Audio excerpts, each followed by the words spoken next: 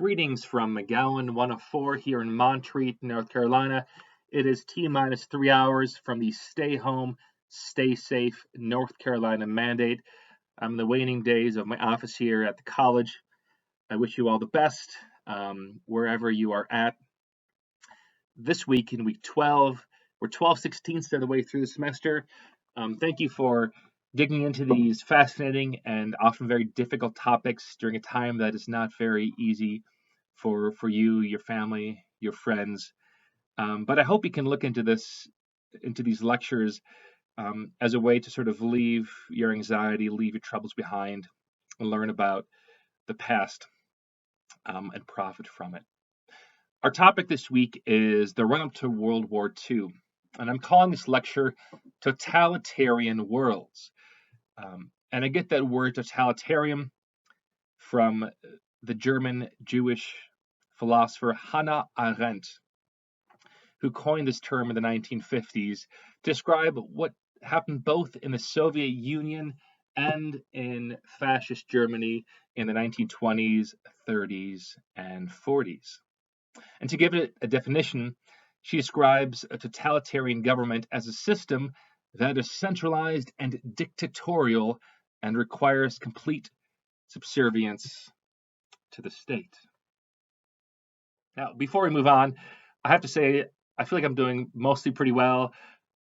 This is me and my kids in my backyard doing all sorts of silly and hopefully not too dangerous things. Everyone is still alive and well, and they're napping. So I'm giving this lecture right now. But I also want to, before we begin, talk about sort of a certain irony. We're jumping back to what happened 70 years ago in Europe in the World War II context. And in many ways, I can't help but think that we're sort of living in a totalitarian world as we speak, with increasing restrictions happening all around us. And I think someone who put really a beautiful context to this was the German Chancellor, Angela Merkel. By all accounts, the most powerful woman in my lifetime and in your lifetime. She's been running Germany now for 10, 11, 12 years. A few days ago, she took the podium and she said, "This is the largest challenge Germany faces since World War II. It's going to require, quote, a degree of common and united action." And she said it wasn't going to be easy. This is a person who actually grew up in a communist system. She grew up in communist East Germany, what was once known as the DDR. Her father was a Lutheran pastor, so she was a pastor's kid.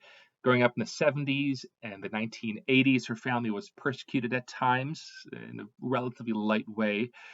But she grew up in a system that was closed.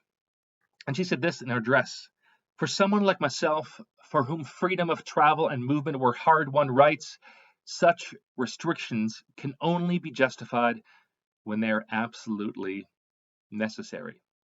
So she looked at this crisis not as much as a totalitarian world, but a world in which we need to flatten the curve to show love for a neighbor.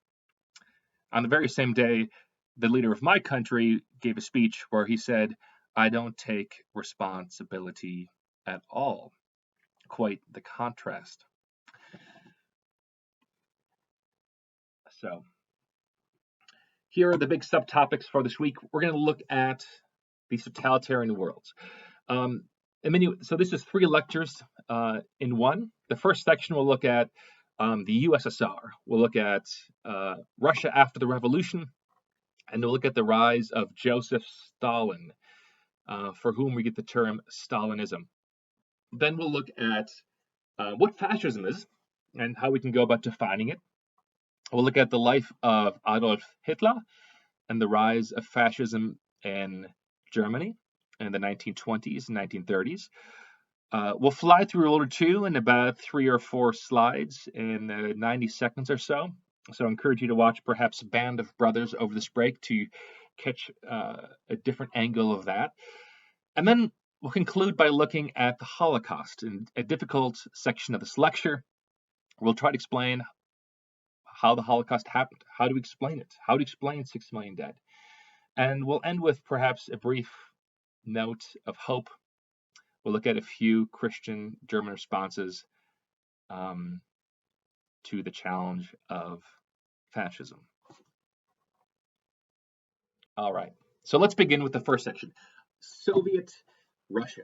Now, when we last talked about Russia, we looked at it within the context of World War I. As the war was ending, Russia was collapsing, and there was a revolution in Russia. Right? Vladimir Lenin was sent by German super spies to Russia with 2 suitcases full of cash. He leads a revolution in Moscow. He overthrows the government, and he leads the proletariat. Right? That's a term coined by Marx for the working class, a working class revolution. But in Russia, this world led by Vladimir Lenin, in the United States and in Europe in the aftermath of the Great War. Right, this is a period where the bourgeoisie, right, that's the word for those like seeking or are in the middle class. This is the Jazz Age, right? This was an era of a lot of progress. This is an era of film becoming very popular, of radio, of the car assembly. You know this band better than I do, Migos, but I see the kids throwing around this phrase bougie, right? We still talk about what it means to be working class or ascending, so to speak. The Russian peoples, in the midst of all this, the Tsar and his lovely family were murdered in a dark basement. And that includes their youngest daughter, Anastasia, who in the 90s, there was a film by DreamWorks Pictures in which they projected Anastasia as surviving the assassination and living on, coming to America. Unfortunately, there's no historical this. And so Lenin rules for only around 6 years. He's relatively sick much of the time, and actually is not quite as radical as we often remember him. But he is succeeded by a gentleman named Yosef Jukashvili, who's not even Russian. He's from the country of Georgia. So, who is Yosef? Yosef, as you see in these 2 images, starts out as a seminary student. The picture on the left is his seminary photograph. He was studying to become an Orthodox priest. While he's in seminary, he reads some communist tracts, for which he's expelled. Dear students, if you're reading dangerous literature and the institution pushes back on you, say, are you like the Orthodox seminary that kicked out Joseph Jukashvili, aka Stalin? It was a big mistake. If only he had stayed in seminary, perhaps he would have been a priest and not a mass murderer. All right. So he's kicked out of seminary and he joins up with the communists. This image on the right, he kind of looks like a Brooklyn hipster. He's got the scarf, he's got the cool hair, very much a dashing person. And he gets a nickname for, basically he's a fundraiser for the communists. He robs banks to get money for the Bolshevik party. And he gets the nickname Man of Steel. This nickname is given to him in the 1920s, around 10 years before Superman, the comic character, is invented in the United States. So, Joseph, Man of Steel, Stalin. That's what Stalin means. So, he succeeds Lenin in 1924, and he takes control of the reins of the Communist Party. And unlike Lenin, who would sort of be very careful about the moves he would make, Stalin moved very aggressively to build socialism, which the leadership believed was the road to full-fledged workers' paradise.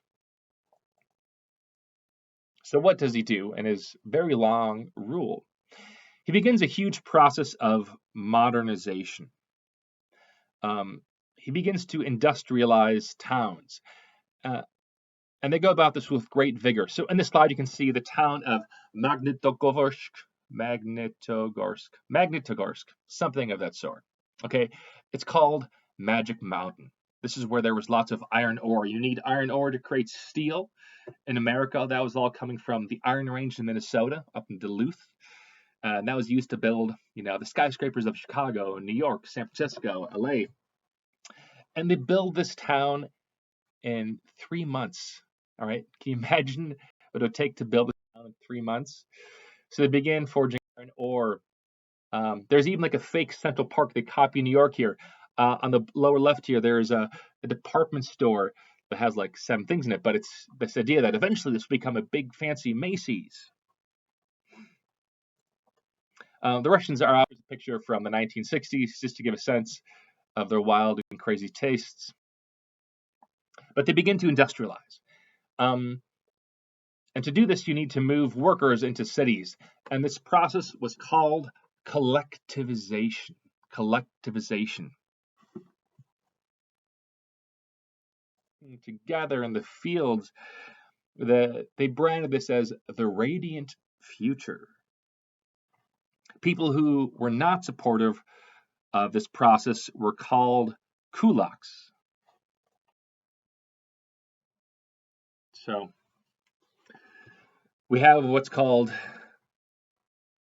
modernization, industrialization, collectivization, and anyone who would resist, whether that was someone who was a kulak or a so-called kulak or someone within the Bolshevik Party, was a danger to the regime. In the 1930s, at the party level, persecution accompanied these massive changes in society. Stalin's regime began to arrest millions of party members and label them as class enemies. He had a huge secret police, which at one point ran 681,952 people large. That's a large secret police. And essentially they'd run at people saying, all right, this is the situation. I view you as a danger to the regime.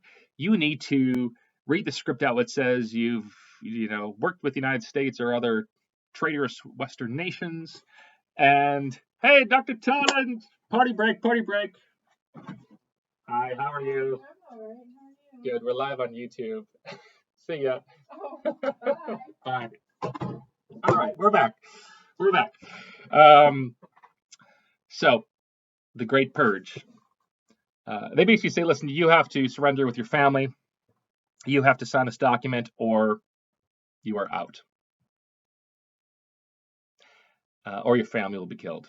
And most people would choose to sign a document, which was a death sentence for them, but their family had chances of surviving.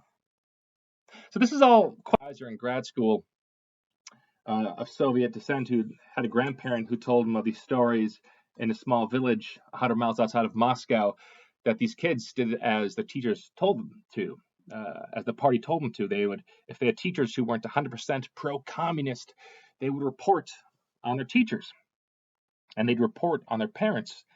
And soon some of their teachers and some of their parents disappeared. And he said there's a wave of suicides. These poor grade school children, upon feeling responsible for the disappearance of their parents, would walk to the top of the school building and jump off the building, jumping to their deaths. This was never reported, of course. There was no such thing as murder or suicides in the Soviet state, because this was a worker's paradise. But these were the stakes. People bought in because there was a cult of personality. With Joseph Stalin, he's often demonstrated as being a fatherly figure, watching over the nation, planning the nation. But this was all really a Potemkin village in many ways. What's a Potemkin village? It's like one of those, when you watch those Wild West shows and they have the front of the cowboy towns, but there's nothing behind it. It's just a facade. You've got the bar, you've got Miss Kitty, you've got all this, and a few people punching each other out, but there's nothing behind it. It's all just a fraud. That's essentially what Stalinism was. But for a lot of people who are frustrated, there's not a clear alternative, right? I'm going to play you a clip called Black and White, which comes out in 1933. It's 2.5 minutes long. I believe the YouTube video will play in just a few moments. And this is like Disney level production. So for 1933 levels, think of like this is Pixar level Frozen 2 production. And what they critique the Americans on is actually very accurate, right? Let's take a look.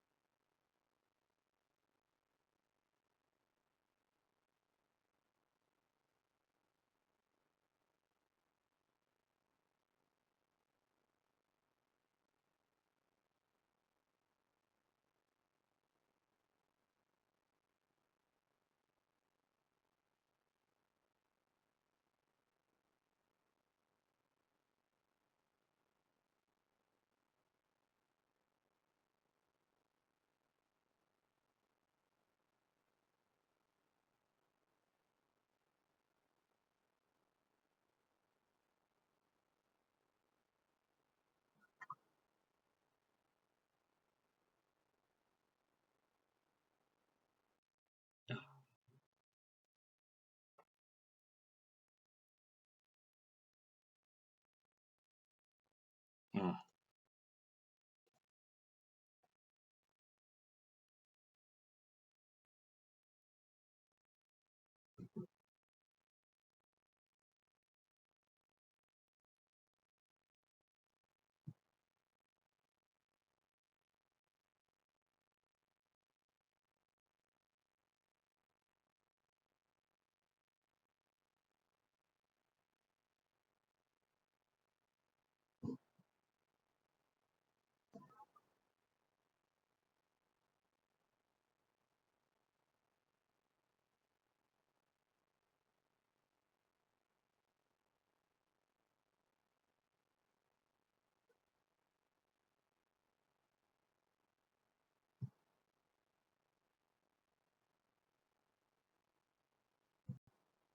Lenin. All right. That's a hard video to watch, right? Um, you have images of white and especially African American Americans um, being persecuted by, the fat cats. Notice there's no cars driving around, just like the one rich person's car. But this is all that the Russians have information-wise of the United States. Um, so there were no obvious alternatives for many, many Russians, but to believe in the radiant future. All right. So that's the first part of this lecture. Um, let's now turn to, in many ways, a more tragic story, perhaps the most tragic story of modernity, and that is the rise of fascism. I want to try to explain what fascism is. It's not very easy to try to describe fascism, and it's important because we watch these movies and often we all know Nazis are bad. We all know Hitler is bad, evil, and so forth, but they're so easily sort of projected as the other, as just an easy cartoon villain to have in your movies, that we kind of forget that this happened in maybe the most modern, the most educated society in the world in the 20th century. So there's a book by a historian named Robert Paxton. It's called The Anatomy of Fascism. It's around 10 years old, and he talks about the stages of fascism, right? On the whole, he frames fascism as radical, authoritarian, nationalism, right? So this is sort of nationalism on steroids. And there's 5 stages to how it happens. The first is intellectual exploration, where disillusionment with popular democracy manifests itself in discussions of lost national vigor. The second stage is rooting, where a fascist movement aided by political deadlock and polarization becomes a player on the national stage. The third is the arrival to power, where fascists seeking to control, usually leftist opposition where conservatives invite them to share power. The fourth is the exercise of power, where the movement and its charismatic leader control the state in balance with state institutions such as the police and traditional elites such as the clergy and business magnates. Finally, there's either radicalization, the case of Germany, or entropy.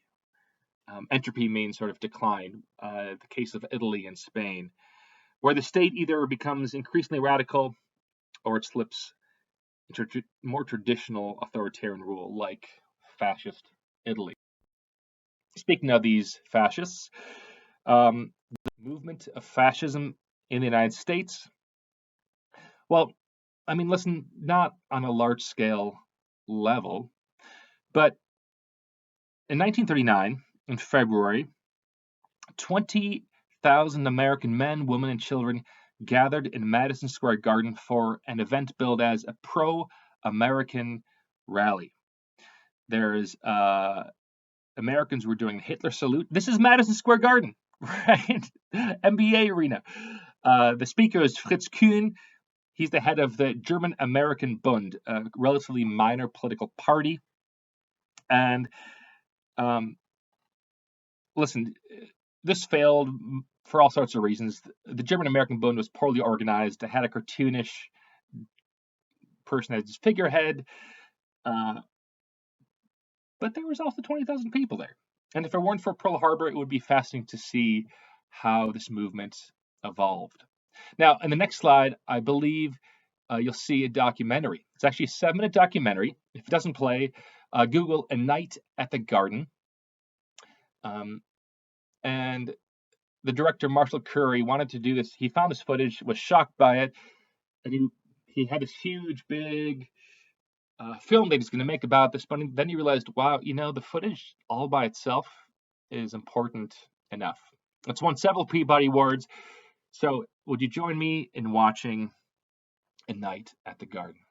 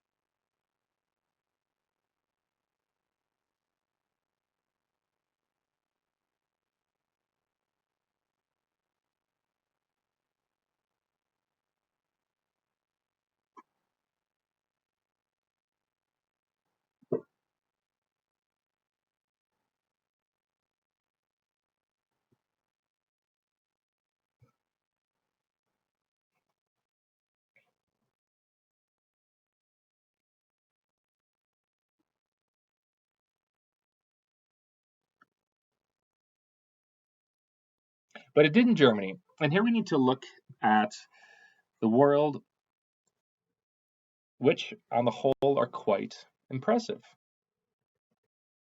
Right? Good. Do you see what's missing in these paintings? There's no people, right? And Adolf Hitler is denied entry into the Vienna Art School, one of the great what ifs in human history. If only Hitler had made it into art school. So he's essentially homeless. And while he's in Vienna, he reads the free newspapers. Have you ever been in towns? You notice sometimes you have like far left and far right newspapers that are free. That's all he can afford. And he reads a newspaper called the Deutsches Volksblatt. And this newspaper is filled with virulent anti-Semitic writings. It blames all of society's problems on the Jews and on the communists. So it's a reminder to beware of what kind of information you take in. Folks pay for good journalism, and you can often do so with a student discount. I think the New York Times is $4 a month, Washington Post is $5 a month, the Wall Street Journal, an excellent newspaper of the more conservative variety, is around $7 a month. These are a good investment if you want to get a digital subscription with your Montreat email address. Don't just rely on Facebook and TikTok or whatever it is you guys do for news. So he becomes anti-Semitic. When World War I breaks out, he's just livid. He's finally got something to live for. He joins the German army. He goes to the Western Front. He's wounded in a gas attack in 1918. When the war's over, he's bitterly angry over the German defeat. He blames it on Jews and communists like the Deutsches Volksblatt trained to do. Here you can actually see him as a young lieutenant. He's the person on the bottom right with the larger mustache. All right, so the war is over, and he's hanging out in Munich in southern Germany, a lovely city, which today kills it with the automaking industry. BMW, right? Audi are in their region. But Munich has this famous event called the Oktoberfest. You can see an image of this on the top right of this slide. And they would subsidize beer for the soldiers. So you'd get a liter of beer, that's like 3 beers, for about 25 cents in today's currency. All right, so they're essentially giving free beers to all the old soldiers. And Hitler, who's failed at most things in his life, failed to get into art school, failed to make an impression during the war, finds he has talent at giving speeches. He would literally stand up on these beer hall tables and give speeches railing against the Jews, the communists, and against the civilian government who signed the peace treaty with the United States and Britain and France to end the war. So he joins a party called the German Workers' Party in 1919. Okay. Here you can see a map on this slide of the way Germany felt the end of the war was unfair. Germany can only have 100,000 members in its police force army, while all around them there are huge armies ready to reinvade at any given. I'm going off of Paxton's taxonomy here, right? First, there's the intellectual exploration, right? This happens in Adolf Hitler as a young man. Then it takes root. Fascism takes root. In 1920, it takes root because it forms a political party. And I really want you to remember this party and actually encourage you to no longer use the word Nazi. You should use the word NSDAP, Nationalsozialistische Deutsche Arbeitspartei. Now, don't have to say that, but I think we bring seriousness back to who these people were if we actually call them by the very boring political party name, the NSDAP. So, this National Socialist German Workers' Party, which wasn't really socialist, I should say.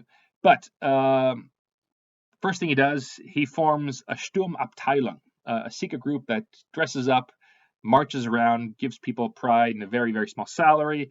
For these activities, he's thrown in jail. While in jail, he writes a book called Mein Kampf, which you can see on the right. It defines the German Germany as a folk or a people, defines them as Aryan, so it has a racial perspective, defines Soviets as, quote, Slavs, it defines Jews as, quote, others. On page like 237, he actually says, quote, we will kill the Jews. We will expand elbow room and kill the Jews. Like, he actually says this. It wasn't like something that he came up with 20 years later.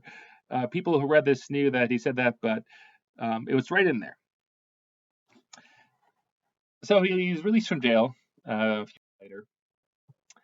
And in the late 1920s and early 1930s, politics in Germany, which is not thriving, but it's actually not doing that bad economically. It's probably the center of hipster or cool culture in all of Europe, in many ways, in the Weimar Republic. But politics is divided by the politics of revanchism. That's a French word for revenge. Politics is driven by revenge.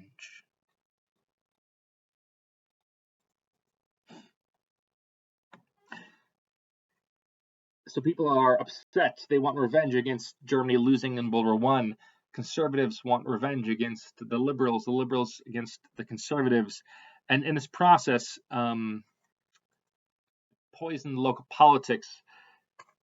The NSDAP gains roots by talking about anti-communism.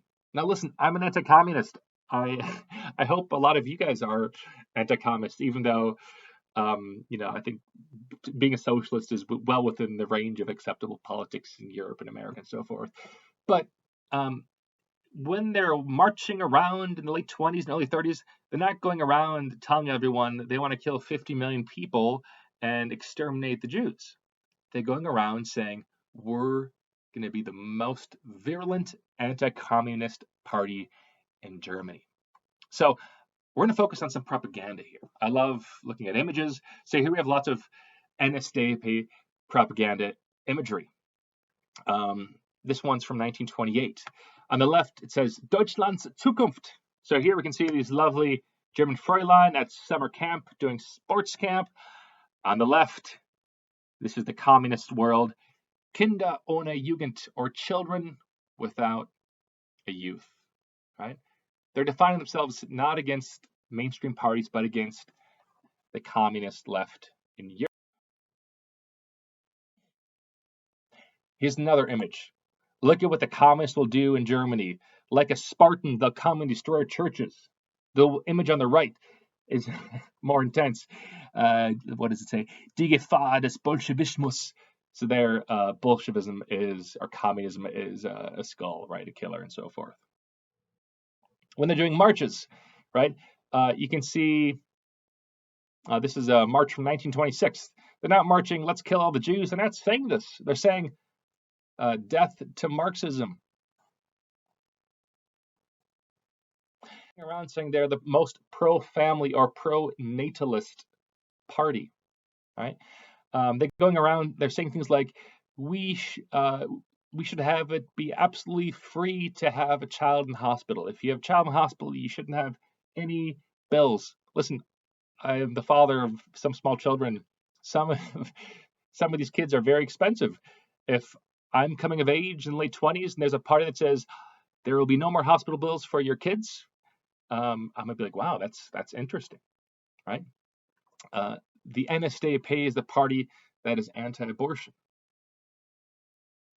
and up in contrast with some socialist and the communist parties, who here you can see an image on the right. This is a communist slide, a young woman who is abused by her husband, right, who doesn't want to have yet another child. Hitler is projecting himself as a family person.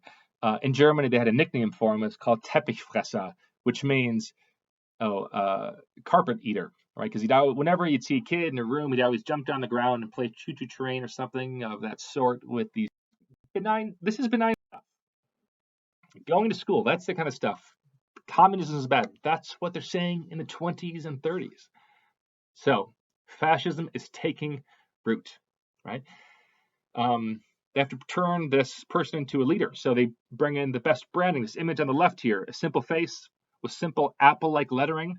Like, this is very cutting edge, kind of elite, Madison Square Garden, Madison Avenue branding, right? In the middle, there's this image of unity. Ein Volk, ein Reich, ein Führer, right? One people, one empire, one leader. This image on the right is fascinating. You guys have to read Mein Kampf. Look, 4 million people have already read it. You won't be weird if you're reading this. All right. So how did the NSDAP, how did these German fascists arrive in power in Germany? So on the left here, you can see the National Socialist Arbeitspartei, the NSDAP, in sort of the velvet red color. In the 1920s, they're not winning a lot of elections. 1925, barely anything. Hitler's in prison. 1930, they get a few votes. What's happening in the world? That's right. The Great Depression is beginning to hit. As the economy worsens, the left and right bicker and fight between themselves, giving space for these fascists to have this vision of a future, of unity, of Volk. In 1933, they get 33% of the vote. Not the entirety of the vote. And the conservatives say, okay, come on in with us. There's an old chancellor who thinks he's going to sort of control Hitler, but something happens. Not very long after he is in the government.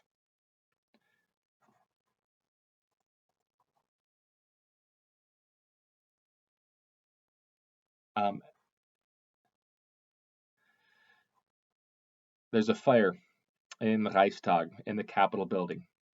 And in that fire, we actually don't know who started the fire, but Hitler uses this as a moment to end politics, something we'll talk about later in this lecture. So he's in power in 1933, and he leans heavily into his propaganda office, which I'll talk about for 2 or 3 minutes. This is an office that prints millions of brochures, millions of posters, millions of newspapers, leaflets, etc. They organize huge marches in places like Nuremberg. They have these public slideshows. They have 45,000 film evenings every month, 200,000 meetings and factory meetings. So this is sort of a very technically astute organization, right? They invest in new industries like automobile, and they say, let's make a car that is cheap enough for the people. So here we have the VW Bug.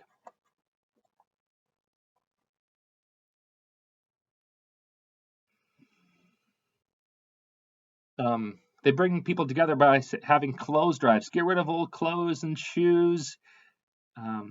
Give them to the government for war materials. Okay. This is almost like a praise band worship, right? Everyone's raising their hand, saying yes.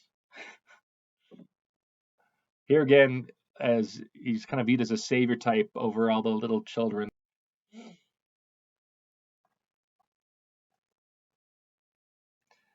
And they begin to push this idea of Volksgemeinschaft. This means national community, a cornerstone of NSDAP ideology and propaganda. This would be an organic racial union of all, quote, Aryan Germans. Unity, national pride, and greatness was demonstrated in these meetings. And in your question for this week, I asked you to watch selections from Leni Riefenstahl's Triumph of the Will. Now, Leni Riefenstahl is one of the 20th century's greatest directors. Tragically, she uses her talents to create what by all accounts is the most successful propaganda film in human history. It comes out in 1935. When the Americans see it in 1939, Henry Ford, who's just been tasked to make propaganda films for the U.S. military, says, my God, we're so far behind. So in this film, I'll ask you, you won't watch all of It's available on YouTube. But I'll ask you to see how they use these different techniques of the people. There's a viral inside as well. Of course, they're excluding outsiders like the Jews. Here you can see on the left. On the right, there's an image criticizing the way some Christian churches are resisting the Nazi regime, saying, they're leaning too heavily on the Old Testament. Maybe we should ban the Old Testament, things like this. Eventually, they're asking questions like,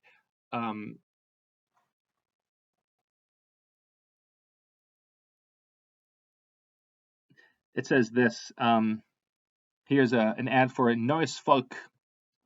It says, this genetically ill person will cost our people's community 60,000 marks over his lifetime.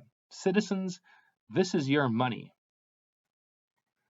That reads perhaps too apropos today. Right. Of course, the stuff gets more and more violent as the war goes on, right? Jews as causing voice and so forth. All right. But I want to give you the sense by showing this propaganda of how the NSDAP and Adolf Hitler and the Nazis win over a lot of regular folks. So the final stage of this is radicalization. In the German case, it's of war and Holocaust. All right, so now I have a series of slides, which I'll run through in 20 seconds, just showing as the war begins, other nations are also, of course, investing heavily in propaganda. All right, here's the Americans, here's the Russians. It's all the same, right? Here's the Brits. Those are the Finns and then the Germans. This is Germany at the beginning of the war. This is their recruitment at the end of the war. Notice the age difference, right? A lot of the older folks had died off by that time. All right.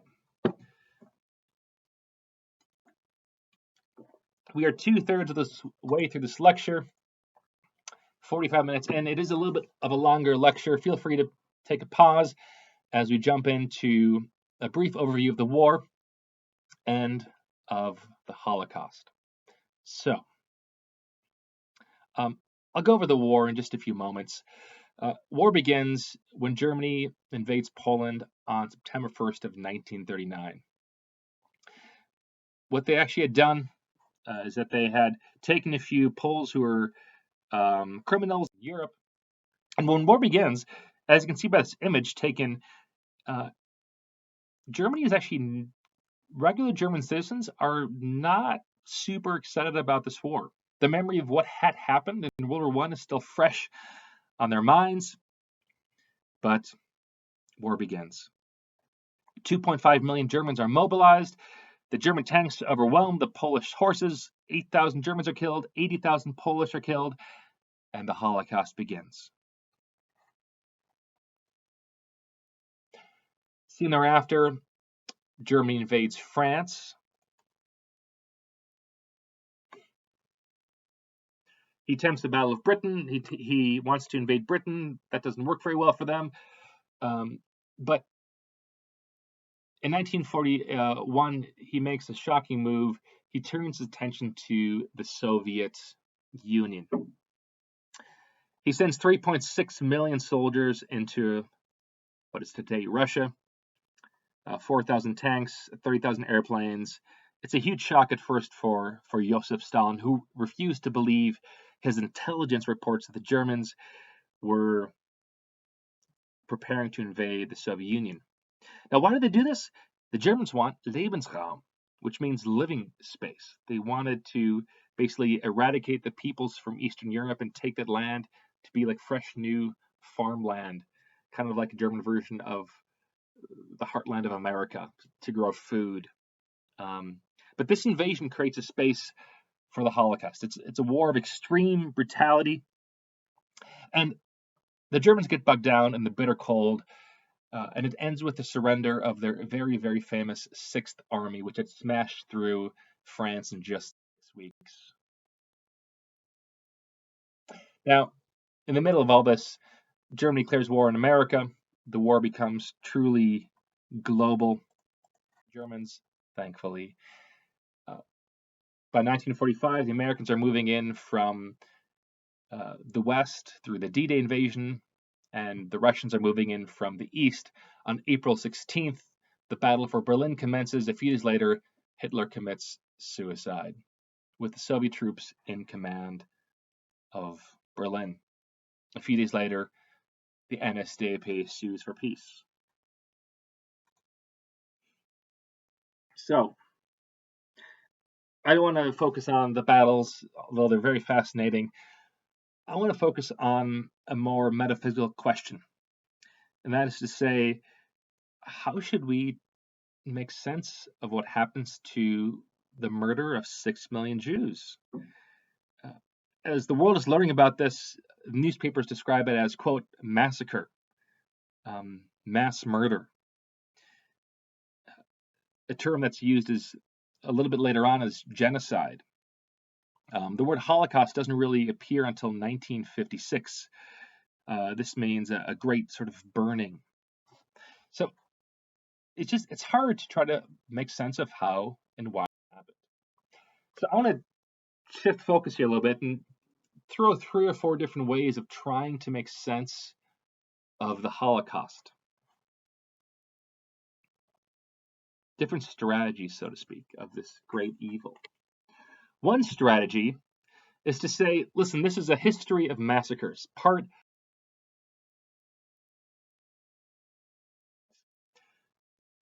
What happened to the Christian Armenians in the Muslim Ottoman Empire and later in Turkey, right? Where between 1.5 and 2 million Christian Armenians are viewed as potentially being pro-Russia in this conflict, and they're marched on the countryside, as you can see in these red lines. They're marched into the desert. The water wells are filled with concrete, and they're left to starve, if not outright massacred. It's widely reported in the West the killing is actually more rapid than the Holocaust. This next image, you'll see the very first the very first images of sort of starving, right, that become very familiar to us in the aftermath of the Holocaust. The Spanish Civil War, where there was a fascist insurgency led by the military general Franco. He mutinied against a democratically elected government in Spain. This war was one also of intense brutality, of massacres on both sides, but mostly by the fascists. The first war where we have bombing of civilians from the air. In this case, the Germans were lending Franco air support, right? Here on the left, we have this tragic image of a young child dead. And in Britain, they're trying to recruit people to fight this evil. If you tolerate this, the image says, your children will be next, which turns out to have been very prophetic. Right? This was galvanizing for many. During this war, cities were bombed from the air. One of them, a village named Guernica, which the famous Spanish artist Pablo Picasso famously painted a few years later. That image resides at the United Nations, one of the world's great anti-war pictures with jagged body parts all around. So that's one strategy, to say the Holocaust is part of a series of massacres. But there's a problem. It blurs the distinctions between them. It doesn't speak to what is so terrifyingly modern and instrumental about the German case.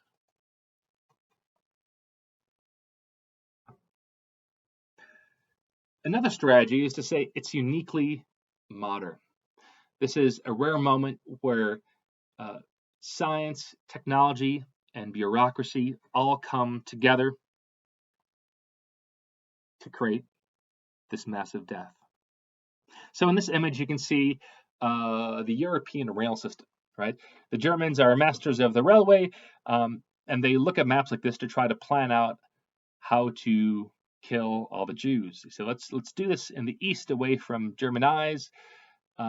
Let's use the rail system. They have to make phone calls to the train company to say, hey, will you lend us or let us use this train and this track and so on and so forth? It's very modern. It's very bureaucratic, right? Here are these euthanasia centers.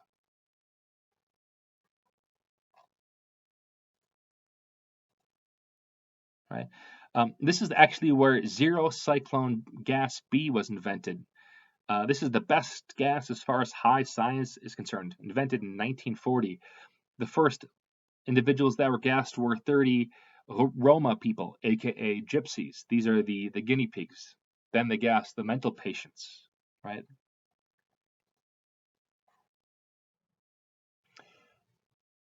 Eventually, they built camps to exterminate their undesirable peoples, mostly Jews. As you can see in this map, these are not isolated places. Sachsenhausen was right around the corner of Berlin. Buchenwald was right by the old capital city of Weimar. But the big death camps are in the east, in Poland, notably Auschwitz and Treblinka. Here's a map of Auschwitz. It's huge, gigantic. There's a power plant. There's a synthetic fuel spot.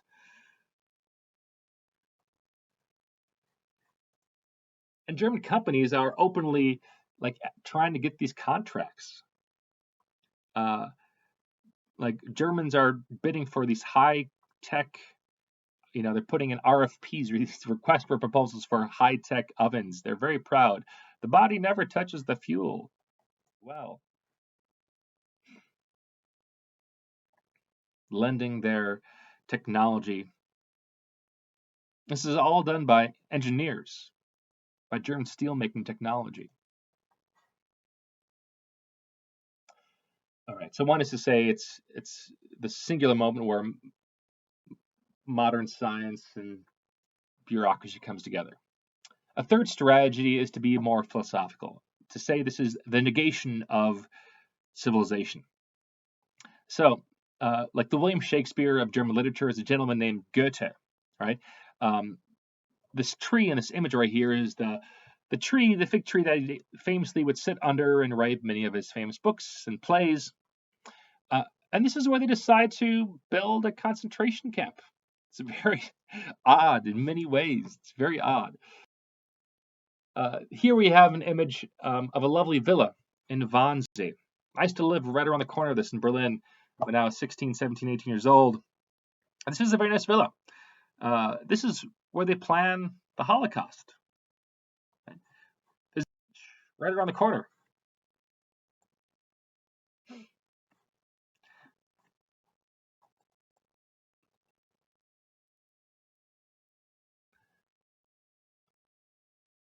Another way of trying to explain this in a more metaphysical way, negation of civilization. There's a story when many SS officers were trained. Here we have SS trainee Karl Höcker, and he shakes hands with his dog Favorit. So these soldiers were given a German Shepherd, a war dog to train with. They'd train with this dog, they'd sleep with this dog for 3 weeks in a row. And at the end of that 3 weeks, they are all ordered to take out their guns and shoot their beloved war dogs, right? Sort of dehumanizing them. This image, you can find this on YouTube actually. In 1942, Hitler is celebrating his birthday, and you have all these high-ranking Nazi officials, the Holocaust is going on, and they're sitting there and they're listening to Beethoven's Ninth Symphony, which you should listen to. It's arguably the greatest musical creation in all of human history. It's absolutely tremendous and beautiful in so many ways, but it just sort of gets at this way of trying to make sense. The Holocaust was the exact opposite of civilization. But I don't really like this way of looking at the issue. The brutality of this is all too common. We can and we do think of the Holocaust in very specific ways. Let me give you one example. So here you can see a book by the French author Serge Klarsfeld, French survivor of the Holocaust. So there's actually not that many Jews living in France at this time, because most of them had moved to Germany, because ironically, at the beginning of the 20th century, the most anti-Semitic place in Europe was in France. But he begins his project in the post-war era where he's like, listen, I wonder if you can find out what happened to the 11,000 children who were transported to the East and were murdered. When they began the project, and the book, which is called French Children of the Holocaust, they said, I wonder if we can find half the stories, maybe a third of the stories. So they have a big team of researchers, and they found every single one. We know who all these people are. We can talk and tell the story of each and every single one of them. The NSDAP kept amazing records. So we know who these people were. It's a historical fact, not this larger metaphysical act. I want to put forward the best way to make sense of the Holocaust, with all due respect to the other ways of making sense of it, is to look at the sublime and ordinary history, or to look at what we might call, to use Hannah Arendt's, the person who invented the word totalitarianism, the banality of evil. That's one small decision after another small decision.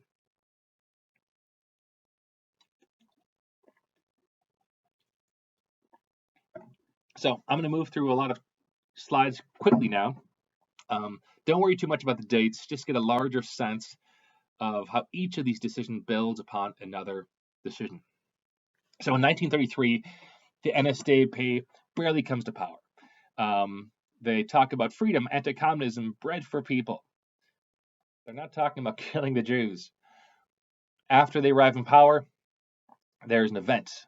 It's called the Reichstag fire. The Capitol burns to the ground, and they use this as an excuse to end politics. Here's the Reichstag today, by the way. It's really beautiful. You can go there. On the top there's a glass dome designed by Norman Foster, an amazing architect. You can kind of walk in circles up to the very top and then look down to the Parliament. It's very, very beautiful and fascinating.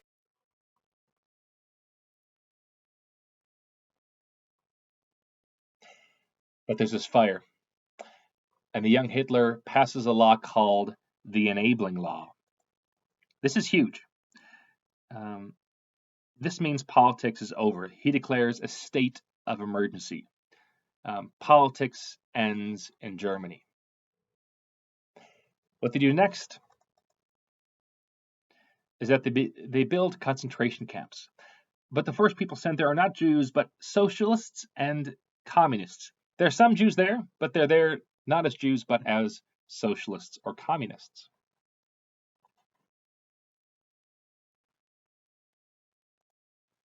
That's the first phase, the destruction of the political left, the opposition. Then there's the information campaign, right? They begin to burn books, which you probably know about from Indiana Jones movies. Then they begin to strip away the civil liberties of Jews. They pass laws saying Germans can't marry Jews. They win over more of the middle class by taking back a section of Germany, between Germany and France, called the Rhineland, which gets lots of sort of praise. People say, well, we don't like this thing about the Jews, but they're doing cool things that are patriotic that we like in this Rhineland area, so I'll just take a pass on that. Meanwhile, leaders in the West are viewed as spineless, taking very little action. By 1938, there's essentially a democratic coup d'etat. Germany arrives in Austria, and they give them the keys to their nation. Austria becomes part of Germany.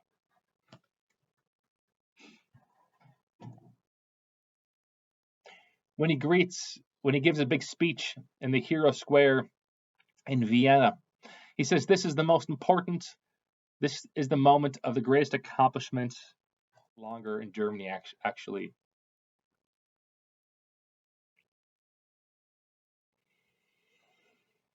Next, you have this aggression pact with the Russians. Germany wants to have this living space in Eastern Europe, and they want to do so without Russian opposition. So basically, they agreed to divide Poland up between the two of them. This gives space for the Holocaust to eventually occur. On November 9th, they began to attack the Jewish synagogues and round up Jews and put them in quote-unquote ghetto.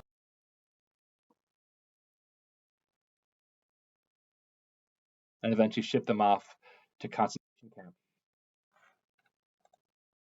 What happens next is very bureaucratic. In 1942, there's a conference in this wonderful seaside or lakeside villa in Wannsee, just outside of Berlin. And here we have the letter. It says, look, I'm very sorry we had to cancel the meeting of the 9th of December when we were going to discuss all these issues, but we know we can't put it off any longer. Please come to this meeting at Wannsee so we can discuss the Holocaust. It doesn't say Holocaust, but you get this idea. It's boring bureaucracy. Adolf Eichmann is the gentleman who organizes it. He's a prototypical bureaucrat. He's the guy who organized the trains. He negotiated with the train companies. He never personally murdered everyone. He plays the violin amazingly well.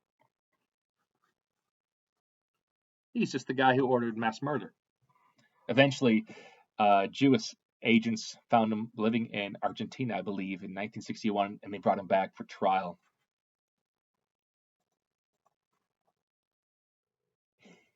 So, this is how it happens. One small decision after another.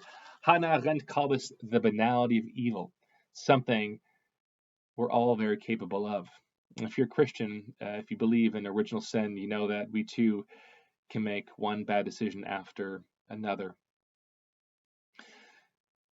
So there's a question to be had. Why Germany? There's a number of ways of trying to get about this. Some people have made the case that Germany was especially anti-Semitic. Well, actually, Germans have the highest intermarriage rates with Jews in Europe in the pre-war period. There's actually a Jewish crisis in Germany because 51% of Jews are marrying Christians. In 1933, it's 43%. There's more Jews in German universities than in the United States.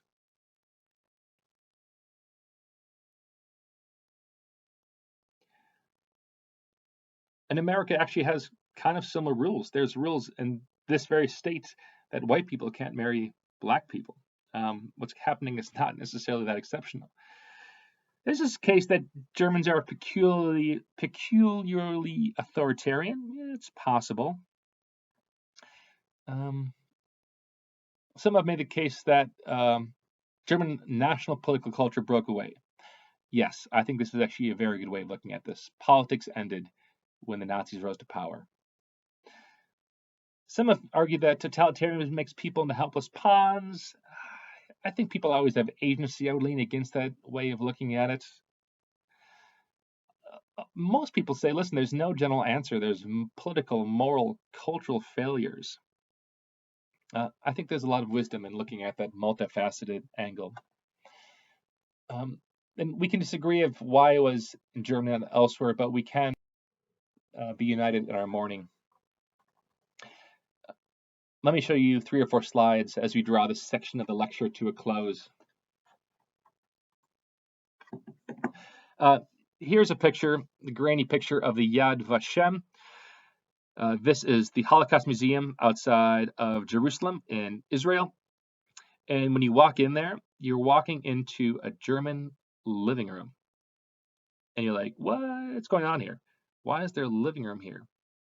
But it's trying to make sense that this is the place where the Holocaust was birthed, right? This is where people fail to allow Jews to live in lands not outside of Israel and the Jewish diaspora. Oh, let's see. Here's another attempt. This is the memorial at Treblinka, which was the pure extermination camp. Just chaos, the purity of murder.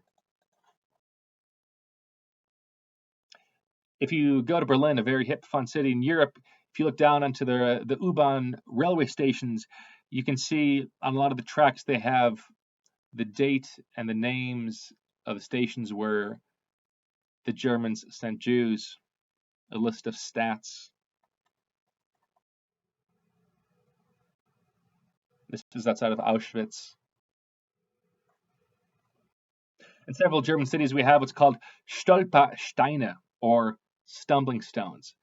The idea is you have these small memorials on the ground, and you're supposed to trip over them. And you're like, what happened? And you look down, and you're like, oh, this is where German people murdered Jews.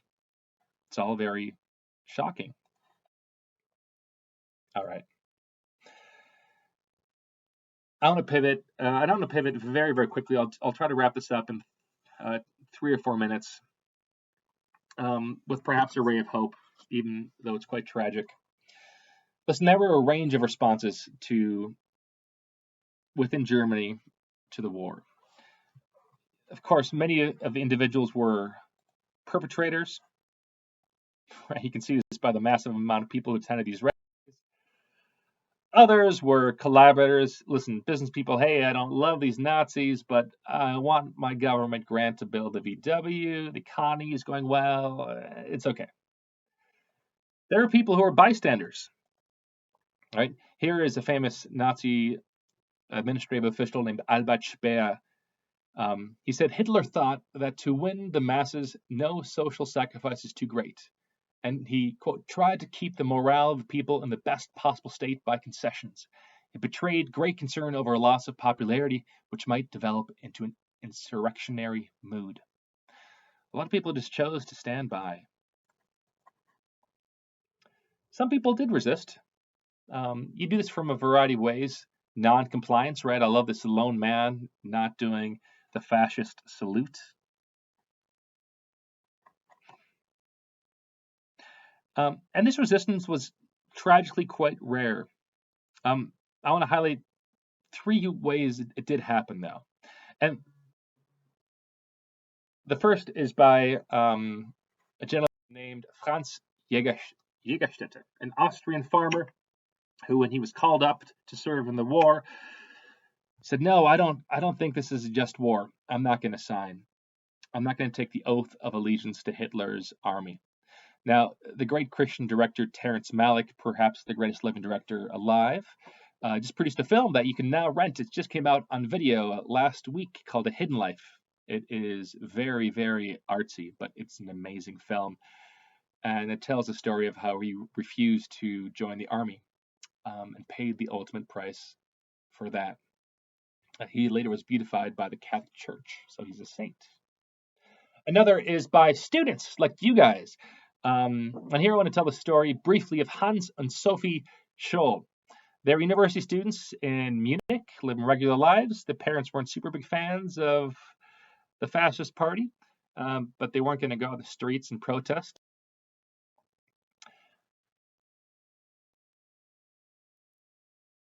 But as college students, they're slowly learning more and more of what's happening. They learned of euthanasia programs to the elderly.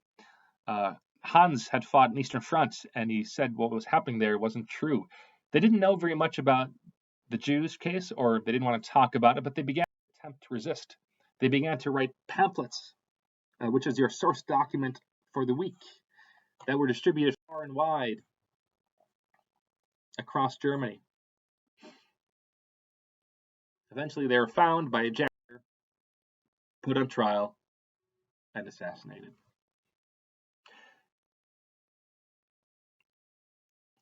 Another case was of the Christian theologian Dietrich Bonhoeffer, one of the most prominent theologians of the 20th century. Who's an academic who left academia to become a pastor, goes to New York, goes to a black church in Brooklyn, absolutely loves it, writes a book called The Cost of Discipleship in 1933. For him, Christ was the persecuted Jew and the imprisoned dissenter in the church struggle. He came devotedly to pacifism and an opponent to the NSDAP infiltration of the church. In Germany, the Nazis had sort of incorporated the church. They'd even put forward Bibles where you have the Nazi symbol in the middle of the cross. These were called the Deutsche Christen. He opposed this movement. Him and a few others found what's called the Confessing Church. They push against. They're driven underground. They have a secret underground seminary.